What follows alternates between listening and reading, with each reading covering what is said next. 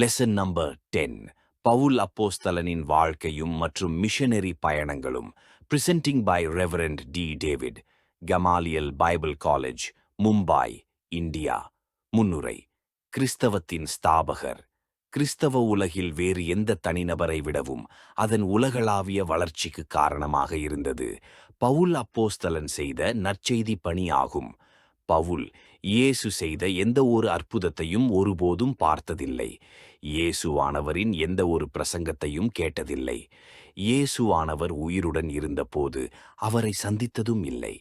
ஆனால் கிறிஸ்தவத்தின் முன்னோடிகளில் மிக முக்கியமானவராக இருந்து பிற இனத்தாருக்கு அப்போஸ்தலனாக கடவுளால் தெரிந்து கொள்ளப்பட்ட பாத்திரமாவார் அப்போஸ்தலர். 9:15.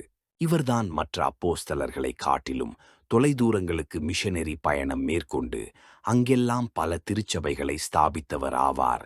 இதனால் கிறிஸ்தவம் வேகமாக வளர்ச்சியடைந்தது. ஆகவே பவுல் அப்போஸ்தலன்தான் கிறிஸ்தவத்தின் ஸ்தாபகர் என்றால் மிகையாகாது. பவுல் பற்றிய 2 ஆதாரங்கள்.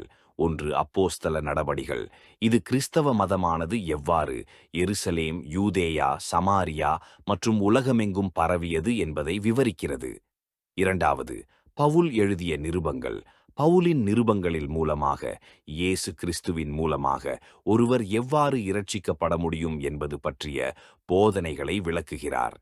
அப்போஸ்தலனாகிய பவுல் ஒரு மிஷனரியாகவும் இயேசு கிறிஸ்துவுக்கு சாட்சியாக வாழவும் அழைக்கப்பட்டார். இதற்காக தன்னுடைய வாழ்நாள் முழுவதையும் முழுமையாக அர்ப்பணித்தார். அப்போஸ்தலர் வசனம் 13:2 மற்றும் அப்போஸ்தலர் வசனம் 20:24. தர்சு பட்டணத்தை சேர்ந்த பவுல். கிபி 8 சவுல் என்ற யூதர் ஆசிய மைனரில் உள்ள சிலிசியா அல்லது இன்றைய தெற்கு துருக்கியில் தர்சு என்ற பட்டணத்தில் பென்யமின் கோத்திரத்தில் பிறந்தார். எபிரேய மொழியில் இவருடைய பெயர் சவுல் என்பதாகும். ஆனால் கிரேக்க மொழியில் பவுல் என்று அழைக்கப்பட்டார். இவர் யூத கலாச்சார முறைமையின்படி பிறந்த 8வது நாளில் விருத்த சேதனம் செய்யப்பட்டார். பிறப்பினால் இவர் ரோமானிய குடிமகன் ஆவார். இவர் யூத மத பிரிவான பரிசேயர் சமூகத்தை சேர்ந்தவர். இவர் கூடாரத் தொழிலையும் நன்கு கற்று வைத்திருந்தார். இவருடைய சகோதரி எருசலேமில் வாழ்ந்து வந்தார். கிறிஸ்தவத்தின் முதல் இரத்த சாட்சியான ஸ்தேவானை கொலை செய்வதற்கு சவுலும் சம்மதித்திருந்தார். சவுலின் கல்வி. கிறிஸ்து பிறப்பு. 23 சவுல் யூத மத நூல்கள் எல்லாவரையும் கற்றுக்கொண்டு ஒரு வேதபாரகராக பணியாற்றுவதற்காக 15ஆம் வயதில் எருசலேமில் இருந்த சகோதரியின் வீட்டில் தங்கியிருந்து படித்தார். இவர் எபிரேயம், அரமேயம் மற்றும் கிரேக்க மொழிகளையும் நன்கு கற்றுத் தேறினார். இதனால் கிரேக்க தத்துவங்களை நன்கு கற்றுக்கொண்டார். சவுல் யூத கலாச்சாரத்திலும் கிரேக்க கலாச்சாரத்திலும் வளர்ந்து வந்தார். இவர் நியாயப்பிரமாணம் மற்றும் யூத மத பாரம்பரியங்களில் மிகுந்த வைராக்கியம் கொண்டவராக இருந்து வந்தார். ஒரு யூத மத பாரம்பரிய செய்தியின்படி சிமியோனின் மகனாகிய கமாலியேல் என்பவரிடம் இருந்து யூத மத போதனைகளை நன்கு கற்றுக்கொண்டார். கமாலியேல் என்பவர் ஒரு தலை சிறந்த யூத வேத பண்டிதராக இருந்தார்.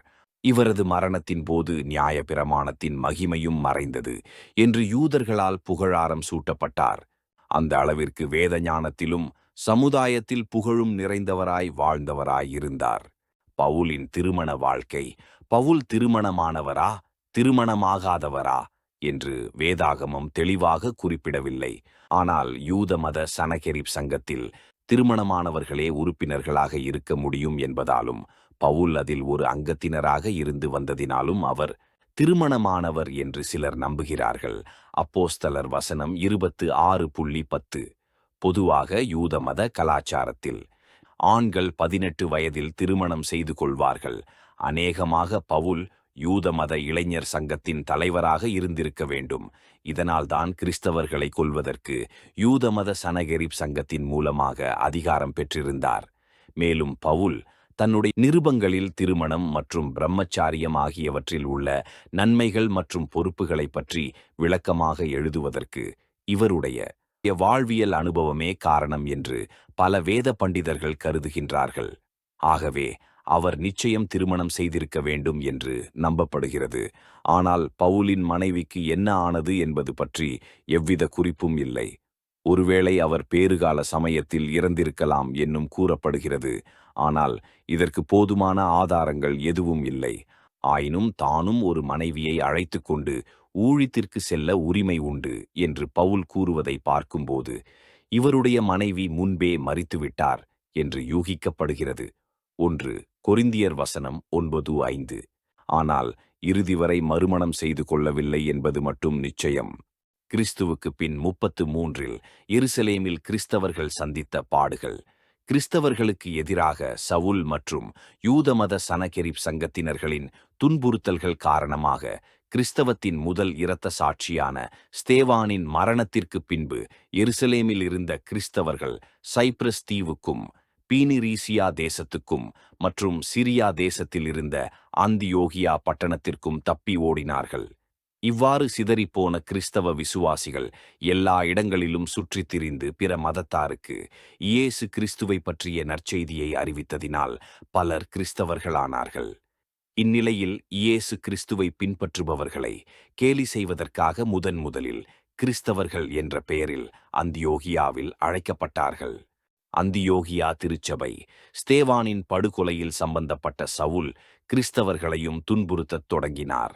சவுல் ஒருபோதும் இயேசுவை சந்தித்ததில்லை. ஆனால் இயேசுதான் மேசியா என்று போதித்தவர்களை தீவிரமாக எதிர்த்தார். கிரேக்க மயத்தை ஏற்றுக்கொண்ட யூத கிறிஸ்தவர்களை யூதேயா, சமாரியா மற்றும் பெனீசியா பகுதிகளில் இருந்து யூத மதத்தார் விரட்டியடித்ததினால் அந்தியோகியாவுக்கு குடிபெயர்ந்தார்கள். கிறிஸ்து பிறப்பு 33இல் பவுலின் மனமாற்றம். சவுல் யூத மத பாரம்பரியங்களில் வைராக்கியம் காண்பித்து நியாயப்பிரமாணத்தின்படி குற்றஞ்சாட்டப்படாதவராக வாழ்ந்து வந்தார். கிறிஸ்து பிறப்பு 33இல் பிலிப்பியர் 3 வசனம் 5, கலாத்தியர் 1 வசனங்கள் 13 மற்றும் 14. எருசலேமில் யூத மதத்தை சேர்ந்த அநேகர் இயேசுவின் சீஷர்களாக மாறிக்கொண்டிருந்ததால் அவர்களை துன்புறுத்தி பலரை கொலையும் செய்து கொண்டிருந்தார். இந்நிலையில் ரோம பேரரசில் இருக்கும் கிறிஸ்தவர்களை கைது செய்ய சவுல் எல்லா அதிகாரங்களையும் பெற்றுக்கொண்டு சிரியா நாட்டில் தமஸ்கு பட்டணத்திற்கு போகும் வழியில் இயேசுவானவர் சவுலோடு கூட இடைப்பட்டார். இந்நிகழ்வுக்கு பிறகு பவுல் உடனடியாக இயேசு கிறிஸ்துவை சொந்த இரட்சகராக ஏற்றுக்கொண்டு தன் வாழ்நாள் முழுவதும் அவருடைய போதனைகளை உலகம் முழுவதும் பரப்பும் நற்செய்தி பணியை செய்ய செலவிட்டார். இதற்கிடையே ஆதி திருச்சபைகளில் ஏற்பட்ட பிரச்சினைகளுக்கு தீர்வு காண பல கடிதங்களை எழுதி விசுவாசிகளை கிறிஸ்துவுக்குள் வழிநடத்தினார். இக்கடிதங்களே பிற்காலத்தில் கிறிஸ்தவர்களின் விசுவாச வாழ்க்கைக்கு அடித்தளமாக இருந்ததால் புதிய ஏற்பாட்டில் இடம்பெற்றது. பவுலின் அறியப்படாத ஆண்டுகள் கிறிஸ்து பிறப்புக்குப் பின் 33 முதல் 47 வரை அரேபியாவில் பவுலின் கூற்றுப்படி கிபி 33இல் தமஸ்குவிற்கு போகும் வழியில் இயேசுவானவர் இடைப்பட்டதில் மனமாற்றமடைந்த பவுல் உடனடியாக எருசலேமில் இருந்த அப்போஸ்தலர்களிடம் செல்லாமல் அங்கிருந்து முதலில் அரேபியாவுக்குச் சென்றார். அங்கு 3 ஆண்டுகள் வேதாகமத்தை நன்கு தியானம் செய்துவிட்டு மீண்டும் தமஸ்குவிற்கு வந்தார். பின்னர் அங்கிருந்து எருசலேமுக்கு சென்று பேதுருவை சந்தித்து அவருடன் 15 நாட்கள் தங்கியிருந்தார் என்று தன்னுடைய கலாத்தியர் நிருபம் 1ஆம் அதிகாரம் வசனங்கள் 17 முதல் 24 வரை உள்ள பகுதியில் குறிப்பிட்டுள்ளார். ஆனால் லூக்கா எழுதின அப்போஸ்தலர் நடபடிகள் புத்தகத்தில் மனந்திருந்திய பவுல் தமஸ்குவில் சுவிசேஷத்தை பிரசங்கித்துக் கொண்டிருந்ததில் அங்கிருந்த அநேக யூதர்கள் இயேசுவை சொந்த இரட்சகராக ஏற்றுக்கொண்டார்கள். இதைக் கண்ட யூத மத தலைவர்கள் பவுலை கொலை செய்ய முயற்சிக்கவே அங்கிருந்து வெளியேறி எருசலேமுக்கு வந்து அப்போஸ்தலர்களை சந்தித்ததாக குறிப்பிட்டுள்ளார். அப்போஸ்தலர் 9 வசனங்கள் 19 முதல் 27 வரை. பவுலும் இயேசுவும் பல வேதாகம அறிஞர்கள் அர்பா அல்லது அரேபியா பகுதிக்குச் சென்ற பவுல் அங்கிருந்த ஒரு வேதாகம கல்லூரியில் பழைய ஏற்பாடு புத்தகங்களின் மூலமாக இயேசுவை குறித்து வனாந்தரத்தில் தனித்துவிடப்பட்ட சூழ்நிலையில் கற்றுக்கொண்டார் என்று கூறுகின்றார்கள். இயேசுவானவர் தன்னுடைய சீஷர்களுக்கு 3 ஆண்டுகள் ஊழியத்தை பற்றி கற்றுக் கொடுத்தது போல பவுல் அப்போஸ்தலன் ஊழியத்தை ஆரம்பிப்பதற்கு முன்பு 3 ஆண்டுகள் இயேசு கிறிஸ்துவிடம் இருந்து கற்றுக்கொண்டார். கிரேக்க மொழியில் அரபா என்ற வார்த்தையானது வனப்பகுதியை குறிக்க பயன்படுத்தும் சொல்லாக இருக்கிறது. இதிலிருந்துதான் அரேபியா என்ற சொல் உருவானது. மரண தண்டனை உத்தரவு. யூத மத தலைவர்கள் பவுலை எருசலேமிலும் மற்றும் தமஸ்குவிலும் கொல்ல முயன்றார்கள். ஆகவே பவுல் அப்போஸ்தலன் கொஞ்ச காலத்திற்கு தர்சு, சிரியா மற்றும் சிலிசியா நாடுகளில் கிறிஸ்துவின் சுவிசேஷத்தை அறிவித்து வந்தார். இக்காலகட்டத்தில் சிரியாவின் தலைநகரான அந்தியோகியா திருச்சபையில் பெரிய எழுப்புதல் உண்டாயிற்று. இதை அறிந்து கொள்ள கிறிஸ்தவத்தின் தலைமை இருந்த எருசலேம் திருச்சபையானது பர்னபாவை அந்தியோகியாவிற்கு அனுப்பி வைத்தது. அந்தியோகியா வந்த பர்னபா அங்கிருந்த திருச்சபையில் உபதேசித்து வந்தார். இந்நிலையில் நற்செய்தி பணிக்காக அந்தியோகியா திருச்சபையில் இருந்து கிறிஸ்துவை பிற இனத்து மக்களுக்கு அறிவிக்க அநேக மிஷனரிகள் பிற இடங்களுக்கு அனுப்பி வைக்கப்பட்டார்கள். கணக்கில் வராத ஆண்டுகள். கிறிஸ்து பிறப்பு 33 ஏற்பட்ட பவுலின் மனமாற்றத்திலிருந்து கியோபி 47 வரையேயான 14 ஆண்டுகால வருட ஊழியத்தை வேதாகமம் விளக்குகின்றன. இக்காலகட்டத்தில் பவுல் அப்போஸ்தலன் தான் கண்ட தரிசனத்தையும் நற்செய்தி பணி நிமித்தம் சந்தித்த துன்பங்களையும் போராட்டங்களையும் வேதாகமம் விளக்குகிறது. பவுல் அப்போஸ்தலன் தமஸ்குவில் நீண்ட காலம் நற்செய்தி பணி செய்து வந்து பின்பு எருசலேமுக்கு பயணம் மேற்கொண்டு அங்கு குறுகிய காலம் தங்கியிருந்தார். பவுல் அப்போஸ்தலன் அரேபியாவில் 3 ஆண்டுகள் தங்கியிருந்து பின்னர் சிரியா மற்றும் சிலிசியா நாடுகளில் 14 ஆண்டுகள் நற்செய்தி பணி செய்துவிட்டு மீண்டும் எருசலேமுக்குச் சென்றார். இவ்வாறு கிறிஸ்து பிறப்பு 33 முதல் கிறிஸ்து பிறப்பு 47 வரை பவுல் அப்போஸ்தலன் தமஸ்கு, சிரியா, சிசிலியா மற்றும் தர்சு பகுதிகளில் வசித்து வந்த யூதர்களுக்கு இயேசுவே கிறிஸ்து என்று உறுதியாகவும் தீவிரமாகவும் பிரசங்கித்து வந்தார். பவுல் அப்போஸ்தலனின் மிஷனரி பயணங்கள். பட்டணங்களில் நற்செய்தி, கிராம பகுதிகளில் ஊழியம் செய்த இயேசுவானவரைப் போல் இல்லாமல் பவுல் அப்போஸ்தலன் ரோம பேரரசில் இருந்த ஒவ்வொரு நகரங்களுக்கும் சென்று இயேசு கிறிஸ்துவை பற்றிய நற்செய்தி பணி செய்ய விரும்பினார். இதற்காக கிறிஸ்து பிறப்பு 47 அந்தியோகியாவிலிருந்து பர்னபாவும் பவுலும் முதல் மிஷனரி பயணத்தை தொடங்கினார்கள். மிஷனரி பயணங்கள். பவுல் அப்போஸ்தலன் நற்செய்தி பணிக்காக மேற்கொண்ட முதல் பயணத்தில் சைப்ரஸ், பம்ப்லியா மற்றும் பிசிடியா பகுதிகளில் பயணம் மேற்கொண்டார். பின்பு அங்கிருந்து 2ஆம் முறையாக மாசிடோனியா, ஆகாயா மற்றும் ஆசியா மைனர் பகுதிகளில் மிஷனரி பயணம் மேற்கொண்டார். 3ஆம் முறையாக ஆசியா மைனர், மாசிடோனியா மற்றும் அகாயா நாடுகளில் அறிவித்து கிபி 62 பவுல் அப்போஸ்தலன் கைது செய்யப்பட்டு ரோமுக்கு அழைத்துச் செல்லப்பட்டார்.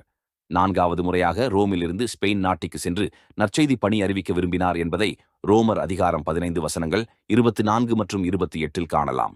ஒரு பாரம்பரிய செய்தியின் அடிப்படையில் பவுல் அப்போஸ்தலன் 4வது மிஷனரி பயணத்திற்காக ஸ்பெயின் சென்றதாக கூறப்படுகிறது. இப்பயணத்தின் போது கிறிஸ்து பிறப்பு 67 2வது முறையாக கைது செய்யப்பட்டு மீண்டும் ரோமுக்கு திருப்பி அனுப்பி வைக்கப்பட்டார் என்று கூறுகிறது. இதனால் 4வது மிஷனரி பயணம் இடையிலேயே முடிவுக்கு வந்தது. பவுல் அப்போஸ்தலனின் முதல் மிஷனரி பயணம் கிபி 47 அந்தியோகியா திருச்சபையில் ஏற்பட்ட எழுப்புதல் காரணமாக பவுல், பர்னபா மற்றும் பர்னபாவின் சகோதரி மகனான யோவான் என்ற மார்க்கு ஆகியோர் தங்கள் முதல் மிஷனரி பயணத்தை அந்தியோகியாவில் இருந்து செலுக்குவா, சலாமிஸ், பாஃபோஸ், பெர்கா போன்ற நகரங்களில் கிறிஸ்துவின் நற்செய்தியை பரப்பினார்கள்.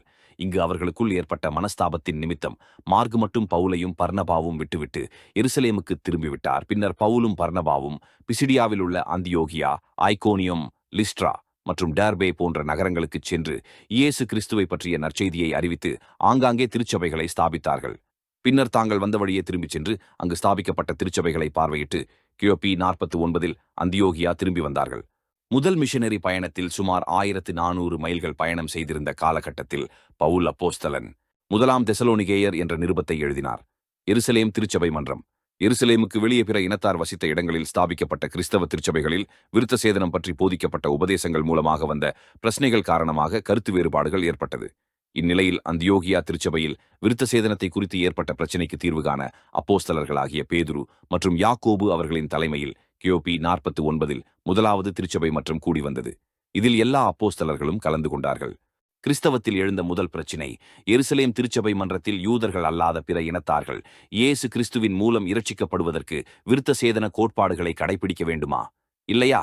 பிற இனத்தார் ஒருவர் கிறிஸ்தவராக மாற வேண்டுமானால் முதலில் ஒரு யூதராக மாற வேண்டுமா போன்ற கேள்விகள் முன்வைக்கப்பட்டது. ஏனெனில் யூத மதத்திலிருந்து கிறிஸ்தவர்களானவர்கள் எருசலேம் திருச்சபையிலிருந்து அந்தியோகியா திருச்சபைக்கு வந்து போதித்த போது இயேசு கிறிஸ்துவின் மூலம் இரட்சிக்கப்படுவதற்கு பிற இனத்தார்கள் கண்டிப்பாக விருத்த சேதனம் செய்யப்பட வேண்டும் என்றும் போதித்தார்கள். இப்போதனைகள் பிற இனத்தார்கள் மிகுதியாக இருந்த திருச்சபைகளில் மிகப்பெரிய குழப்பத்தை ஏற்படுத்தியது. இப்பிரச்சனைகளுக்கு தீர்வு காண்பதற்காக அந்தியோகியா திருச்சபையிலிருந்து பவுலும் மற்ற மூப்பர்களும் எருசலேமிற்கு சென்றார்கள். கருத்துக்கள் பகிர்வு. எருசலேம் திருச்சபை மன்றத்தில் யூத கிறிஸ்தவர்களைப் போல பிற இன கிறிஸ்தவர்களும் ஞானஸ்நானத்தின் மூலம் கிறிஸ்துவின் உடலில் இணைக்கப்பட்டுள்ளதால் அவர்கள் விருத்த சேதனம் செய்ய வேண்டியதில்லை என்று பவுல் வாதிட்டார். எருசலேம் திருச்சபை மன்ற பிரகடனம். எருசலேம் திருச்சபை மன்றத்தில் ஒரு தலைவராக இருந்த அப்போஸ்தலனாகிய பேதுரு கூறும்போது, கடவுளின் கிருபையினால் இயேசு கிறிஸ்துவை பற்றும் விசுவாசத்தின் மூலமாக ஒருவர் இரட்சிக்கப்படுகிறார் என்று வாதிட்ட பவுல் அப்போஸ்தலனின் கருத்தை ஏற்றுக்கொண்டார். பிற இனத்திலிருந்து கிறிஸ்தவர்களானவர்கள் யூத கலாச்சார முறைமைகளை பின்பற்ற அவசியமில்லை. மேலும் யூத கிறிஸ்தவர்கள் நியாயபிரமாண சட்டத்திலிருந்து முழுவதும் விலக்கப்படவில்லை என்பதினால் பிற இன கிறிஸ்தவர்களும் யூத கிறிஸ்தவர்களின் மரபுகளையும் பண்பாடுகளையும் மதிக்க வேண்டும் என்று கேட்டுக்கொண்டார். 4 அம்ச திட்டங்கள். பிற இன கிறிஸ்தவர்கள் விக்கிரகங்களுக்கு படைக்கப்பட்ட உணவு, பாலியல் ஒழுக்கக்கேடு, நெருங்குண்டு செத்த விலங்குகளின் மாமிசம் மற்றும் விலங்குகளின் இரத்தத்தை உண்பது போன்றவைகளை தவிர்த்து ஏழைகளையும் பராமரித்துக் கொள்ள வேண்டும் என்றும் பிரகடனம் செய்யப்பட்டது. இதை பிற இன கிறிஸ்தவர்களும் பின்பற்றினால் அவர்களோடு யூத கிறிஸ்தவர்கள் ஐக்கியம் கொள்வதற்கு எவ்வித இடையூறும் இருக்காது என்று தெரிவித்தார்கள். இந்த முடிவை எல்லோரும் ஏற்றுக்கொண்டு இது குறித்து எல்லா திருச்சபைகளுக்கும் விவரமாக விளக்கி கடிதம் எழுதினார்கள். பவுல் அப்போஸ்தலனின் 2வது மிஷனரி பயணம். கருத்து வேறுபாடுகள். கிறிஸ்துவின் நற்செய்தியை பிற இனத்தாருக்கு அறிவிக்க பவுல் அப்போஸ்தலனின் 2வது மிஷனரி பயணம் செல்வதற்கு பர்னபாவை அழைக்கும்போது மார்க்குவையும் அழைத்து செல்ல வேண்டும் என்று பர்னபா கேட்டுக்கொண்டதை பவுல் அப்போஸ்தலன் ஏற்றுக்கொள்ளவில்லை. அப்போது அவர்களுக்கிடையே ஏற்பட்ட கருத்து வேறுபாடு காரணமாக பர்னபாவும் பவுலும் ஒருவரை ஒருவர் விட்டு பிரிகிறார்கள்.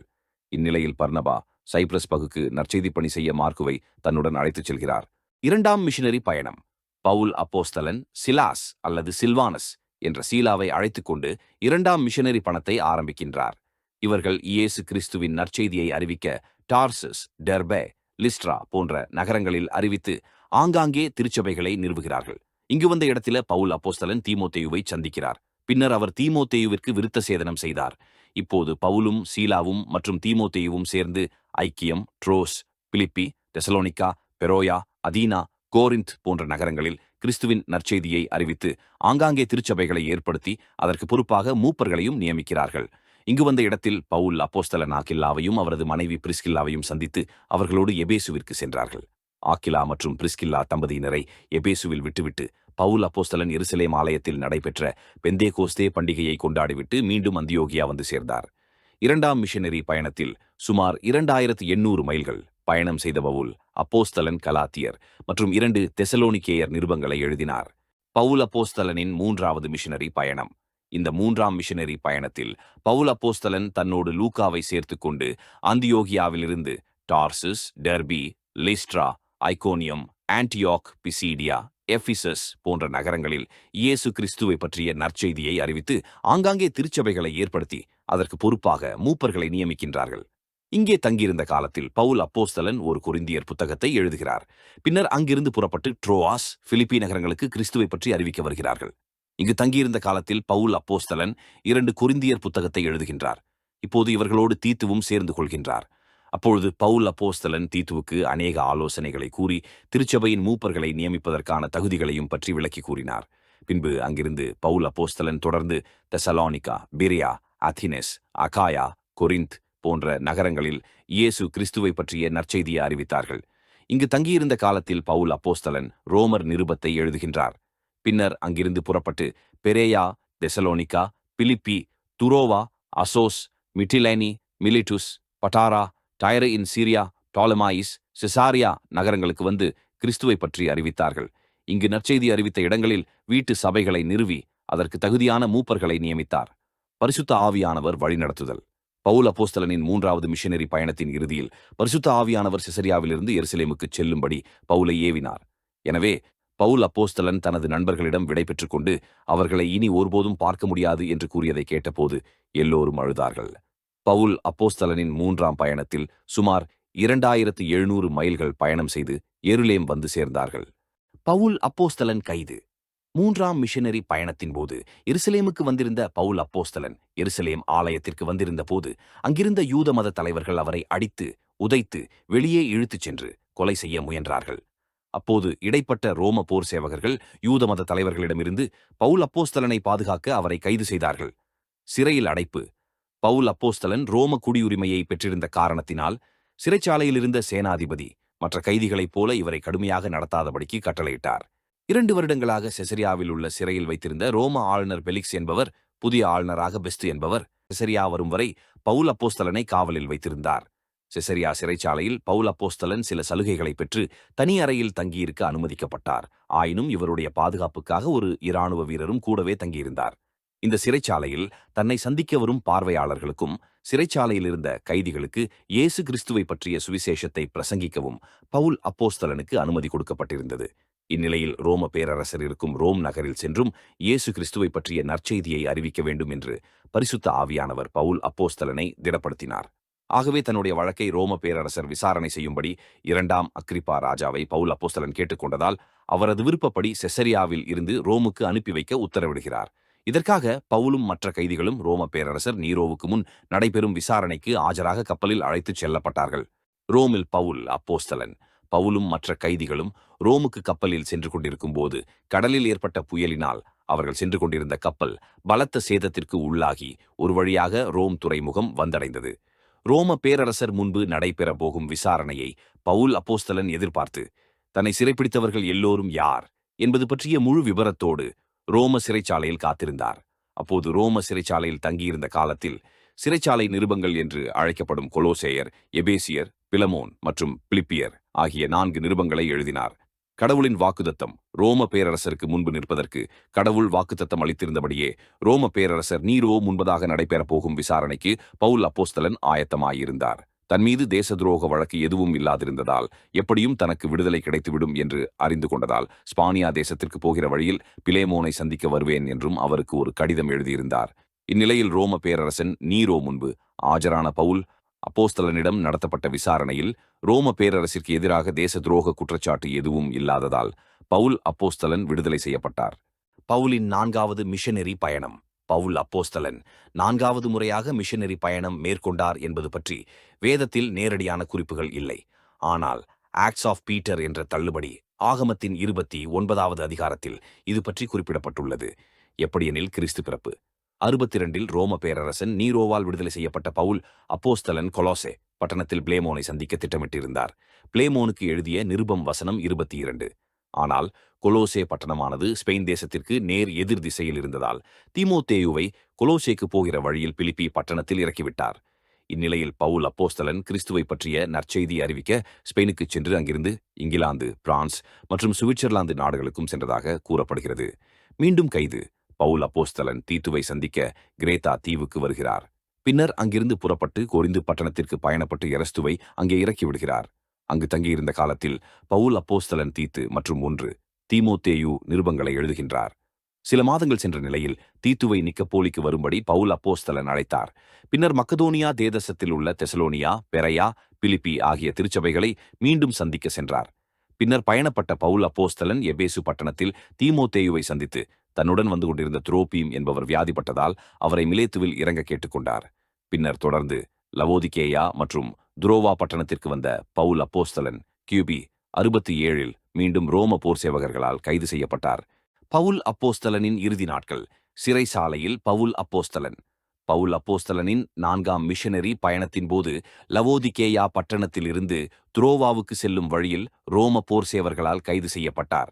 ஏனெனில் இக்காலகட்டத்தில் ரோம பேரரசில் அரசியல் காரணங்களுக்காக கிறிஸ்தவ மதம் தடை செய்யப்பட்டிருந்தது. இயேசு கிறிஸ்துவை பற்றி நற்செய்தி அறிவிப்பவர்கள் தேச துரோகிகளாக கருதப்பட்டார்கள். ஆகவே துரோவாவில் கைது செய்யப்பட்ட பவுல் அப்போஸ்தலன் இம்முறை சங்கிலிகளால் கட்டப்பட்டவராக ரோமுக்கு அழைத்துச் செல்லப்படும் நேரத்தில் பவுல் அப்போஸ்தலன் தன்னுடைய மேல் அங்கியையும் மற்றும் புத்தகங்களையும் தீகிக்கு எனபவரிடம் கொடுத்துவிட்டுச் சென்றார். இங்கு சிறைச்சாலையில் இருந்தவாறு 2 தீமோத்தேயு கடிதத்தை எழுதி கிறிஸ்துவை பற்றிய விசுவாசத்தில் தைரியமாயிருக்கும்படியும் திருச்சபையில் காணப்பட்ட தூர் உபதேசத்திற்கு எதிர்த்து நிற்கும்படியாகவும் கேட்டுக்கொண்டார். கிறிஸ்தவ துன்புறுத்தல்கள். பவுல் அப்போஸ்தலனின் 2வது சிறைவாசமானது முந்தைய வீட்டுக் காவலை விட கடுமையாக இருந்தது. ஏனெனில் இந்த காலகட்டத்தில் ரோம பேரரசன் நீரோ கிறிஸ்தவர்களை கடுமையாக வெறுத்து அவர்களை கொன்று குவித்துக் கொண்டிருந்தான். ஆகவே இவ்வுலகத்திலிருந்துதான் புறப்படும் நேரம் நெருங்கிவிட்டது என்பதை பவுல் அறிந்து கொண்டார். ஆகவே தீமோத்தேயுவிடம் குளிர்காலத்திற்கு முன்னதாகவே தன்னை வந்து சந்திக்க கேட்டுக்கொண்டார். இறுதி நாட்கள்.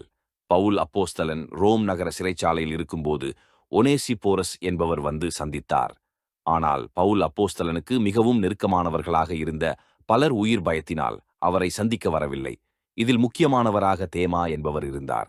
சரீரத்தில் மிகவும் பலவீனமாக இருந்த பவுல் அப்போஸ்தலனை மருத்துவரும் அப்போஸ்தலருமான லூக்கா என்பவர் மாத்திரமே உடனிருந்து உதவி செய்து கொண்டிருந்தார். ரோம பேரரசர் நீரோ ஆட்சியில் கிறிஸ்தவம். ரோம பேரரசர் நீரோ என்பவர் கிறிஸ்தவர்களுக்கு எதிராக வெறித்தனம் கொண்டவராக மற்றும் கொடூர குணம் கொண்டவராக செயல்பட்டார். இவர் ரோம பேரரசில் கிறிஸ்தவ மதத்தை சட்டவிரோதமான மதம் என்று அறிவித்து கிறிஸ்தவ மதத்தை தடை செய்தார். இதனால் ஆயிரக்கணக்கான கிறிஸ்தவர்கள் கைது செய்யப்பட்டு கொடூரமாக சித்திரவதை செய்யப்பட்டார்கள். பலர் காரணமின்றி தூக்கிலிடப்பட்டார்கள். ரோமில் பற்றி எரிந்த தீ. கிபி 64 ரோம் நகரில் 9 நாட்களாக தொடர்ந்து எரிந்த தீயின் அகோரத்தினால் நகரத்தின் பெரும் பகுதி இடிந்து விழுந்தது. நீரோதான் இந்த தீயை பற்றத வைத்ததாக ரோம் நகரம் முழுவதும் செய்திகள் பரவியது. தீயின் அகோரத்தை பார்த்து நீரோ யாழ் இசைத்து மகிழ்ச்சியோடு பாடல் பாடிக்கொண்டிருந்ததாக அவர் மீது குற்றம் சாட்டப்பட்டது. ஆனால் இந்த பெரிய தீ விபத்திற்கு கிறிஸ்தவர்கள்தான் காரணம் என்ற பழியை நீரோ சுமத்தியதால் ஆயிரக்கணக்கான கிறிஸ்தவர்கள் அநியாயமாக கொல்லப்பட்டார்கள். மரண தண்டனை முறைகள். நீரோவின் ஆட்சி காலத்தில் கிறிஸ்தவர்களை காட்டு மிருகங்களின் தோள்களில் இறுக்கமாக கட்டி வைத்து நாய்களால் கடித்து குதிர வைக்கப்பட்டன. விளையாட்டு அரங்கங்களில் இரவு நேரத்தில் கிறிஸ்தவர்களை துணிகளில் சுற்றி அங்கிருந்த தூண்களில் உயிரோடு கட்டி தீப்பந்தங்களாக எரித்தார்கள். ஈவு இரக்கமில்லாமல் பல கிறிஸ்தவர்களின் உடல்களின் மீது கொதிக்கும் எண்ணெயை ஊற்றினார்கள். பலருடைய கைகளையும் கால்களையும் கட்டி கொப்பரைகளில் வைத்து தண்ணீரை சூடு பண்ணி சித்திரவதை செய்தார்கள். நூற்றுக்கணக்கானோரை சிலுவையில் அறைந்து கொன்றார்கள். கிறிஸ்தவர்கள் என்ற ஒரே காரணத்திற்காக இவ்வித பாடுகளை ரோம பேரரசில் கிறிஸ்தவர்கள் அனுபவித்தார்கள். பவுல் அப்போஸ்தலனின் மரணம். பவுல் அப்போஸ்தலனின் 2வது சிறைவாசத்தின் போது ரோம பேரரசர் நீரோ கிறிஸ்தவர்களுக்கு எதிரான கொலை வெறியாட்டம் நடத்தி கொண்டிருந்தார். கிறிஸ்தவர்களை கைது செய்து நிர்வாணமாக்கி கடுமையாக உபத்திரவப்படுத்தி சித்திரவதை செய்து கொலை செய்து கொண்டிருந்தார். கிறிஸ்தவர்களின் சொத்துக்கள் மற்றும் உடைமைகளை பறிமுதல் செய்ய உத்தரவிட்டார். கிறிஸ்தவர்களை தேசவிரோத சட்டத்தின் கீழ் கைது செய்து சித்திரவதைகள் செய்து இனப்படுகொலை கொலை செய்தார்கள். பவுல் அப்போஸ்தலன் ரோம குடிமகனாக இருந்த ஒரே காரணத்திற்காக அவரை காட்டு மிருகங்களுக்கு இரையாக வீசப்படுவதற்கோ சிலுவையில் அறையப்படுவதற்கோ அல்லது மனிதாபிமானமற்ற மரண தண்டனைகளுக்கோ ஒப்புக் கொடுக்கவில்லை. பிற இனத்தவருக்கு அப்போஸ்தலராக அறியப்பட்ட பவுல் பொது அமைதிக்கும் யூத மதத்திற்கும் அச்சுறுத்தலாக இருப்பதாக குற்றஞ்சாட்டப்பட்டு கிறிஸ்தவத்தை பரப்பியதற்காக கிபி 77 ரோம பேரரசர் நீரோவால் சிறைச்சேதம் செய்யப்பட்டு இரத்த சாட்சியாக மரித்தார். ரோம பேரரசர் நீரோவின் ஆட்சி காலத்தில் அப்போஸ்தலர்களாகிய அல்பேயுவின் குமாரர் யாக்கோபு மற்றும் பேதுரு ஆகியோரும் இரத்த சாட்சியாக மரித்தார்கள். கிறிஸ்தவத்தின் வளர்ச்சி. பவுல் அப்போஸ்தலனால் உருவாக்கப்பட்ட கிறிஸ்துவின் சேனாதிபதிகள் தொடர்ந்து இயேசு கிறிஸ்துவை பிரசங்கித்து அநேகரை கிறிஸ்துவுக்குள் வழிநடத்தி ஆங்காங்கே திருச்சபைகளை ஸ்தாபித்துக் கொண்டிருந்ததால் ரோம பேரரசின் துன்புறுத்தலுக்கு மத்தியிலும் கிறிஸ்தவம் வேகமாக வளர்ச்சி அடைந்து கொண்டே இருந்தது. The blood of the martyrs is the seed of the church என்ற வார்த்தையானது கிறிஸ்தவம் ஏன் வேகமாக வளர்கிறது என்ற கேள்விக்கு பதிலாக இருந்தது. பவுல் அப்போஸ்தலனின் 2000 ஆண்டு பிறந்தநாள். கிபி 8 பிறந்த பவுல் அப்போஸ்தலனை கனப்படுத்துவதற்காக 2008 ஆண்டில் ஜூன் 28 நாளன்று அவருடைய 2000வது பிறந்த நாளை நினைவு கூர்ந்து ரோமில் உள்ள புனித பால் பேராலயத்தில் ரோமன் கத்தோலிக்க திருச்சபை போப்பா பாண்டவர் 16ஆம் பெனடிக்ட் என்பவர் 2008ஆம் ஆண்டை புனித பவுலின் ஆண்டாக அறிவித்து எல்லா திருச்சபைகளும் பவுலின் நிருபங்களை தியானிக்க கேட்டுக்கொண்டார். மேலும் ஒவ்வொரு ஆண்டும் ஜனவரி மாதம் 25ஆம் நாளை புனித பவுலின் மனமாற்றத்தின் நாளாக ரோமன் கத்தோலிக்க திருச்சபையும் மற்றும் ஆங்கிலிகன் திருச்சபையும் கொண்டாடி வருகின்றார்கள். கடவுளுக்கு நன்றி. யூத மதத்தின் ஒரு பிரிவாக ஆரம்பமான இயேசு இயக்கமானது பவுல் அப்போஸ்தலன் மூலமாக உலகளாவிய கிறிஸ்தவ மதமாக வளர்ச்சியடைந்தது. பவுல் அப்போஸ்தலன் கிறிஸ்தவ விசுவாசிகளிடையே ஒற்றுமையின் அவசியத்தை வலியுறுத்தினார். தேவைகளில் இருக்கும் ஏழைகளுக்கு உதவி செய்ய பண சேகரிப்பு முறையை ஏற்படுத்தினார். தன்னுடைய கடிதங்களில் நான் கிறிஸ்துவை பின்பற்றுவது போலவே நீங்களும் என்னை பின்பற்றுபவர்களாக இருங்கள் என்று நமக்கு அறிவுரைகளை கொடுத்துள்ளார். இதை பின்பற்றி இயேசு கிறிஸ்துவின் சேனாதிபதிகளாக செயல்படுவதற்கு கடவுள் நமக்கு உதவி செய்வாராக. இப்படிப்பட்ட அப்போஸ்தலனை நமக்கு தந்ததற்காக கடவுளுக்கு நன்றி செலுத்துவோம். முடிவுரை. அப்போஸ்தலனாகிய பவுல் கற்றுக் கொடுக்கும் பாடம். ஊழியத்தில் பங்காளித்துவம். பவுல் அப்போஸ்தலன் ஒருபோதும் தனியாக நற்செய்தி பணியையோ அல்லது தனியாக நற்செய்தி பணிக்காக பயணமோ மேற்கொள்ளாமல் குழுவாக செயல்பட்டார். நாமும் குழுவாக இணைந்து செயல்பட வேண்டும். பவுல் அநேக இளம் ஊழியர்களை உருவாக்கி அவர்களை நற்செய்தி பணியில் ஈடுபடுத்தினார். நாமும் இளைய ஊழியர்களை உருவாக்கிக் கொண்டே இருக்க வேண்டும். பவுல் மற்ற ஊழியர்களுடன் ஐக்கியமும் ஒத்துழைப்பும் ஏற்படுத்தி செயல்பட்டார். இதைப்போல நாமும் எல்லா ஊழியர்களுடன் ஐக்கியத்தை ஏற்படுத்தி கிறிஸ்துவின் இராஜ்யத்தை கட்ட வேண்டும். போதகர்களின் கடமை. பவுல் அப்போஸ்தலன் தன்னால் வழிநடத்தப்பட்ட விசுவாசிகளை ஆதாயத்திற்காகவோ அல்லது ஆடம்பர வாழ்க்கை வாழ்வதற்கோ பயன்படுத்தாமல் அவர்களுக்காக தன்னையே தியாகமாக அர்ப்பணித்தார். பவுல் அப்போஸ்தலனின் நற்செய்தி பணியில் பணம் பற்றிய காரியங்களில் மிகவும் வெளிப்படைத்தன்மை உடையவராகவும் இருந்தார். இதைப்போல நாமும் கடவுளுக்கு முன்பதாக மாத்திரமல்ல, மனிதர்களுக்கு முன்பாகவும் வெளிப்படைத்தன்மை கொண்டவர்களாக வாழ வேண்டும். ஊழிய முறைமை. நற்செய்தி பணி அறிவிப்பதற்காக பவுல் அப்போஸ்தலன் எல்லோருக்கும் எல்லாமுமானேன் என்ற கலாச்சார உள்வாங்குதல் கொள்கை ஏற்றுக்கொண்டு இறையியல் மற்றும் அறக்கோட்பாடுகளை வலியுறுத்தினார். இப்படி நாமும் செயல்படும்போது இயேசு கிறிஸ்துவின் நாமம் மகிமையடையும். இல்லையெனில் நம் மூலமாகவே இயேசு கிறிஸ்துவின் நாமம் தூஷிக்கப்படும். இது சிந்திக்கும் காலம். செயல்படும் நேரம். மௌனமாய் இருக்கக்கூடாது. ஆகவே நல்ல முடிவெடுப்போம்.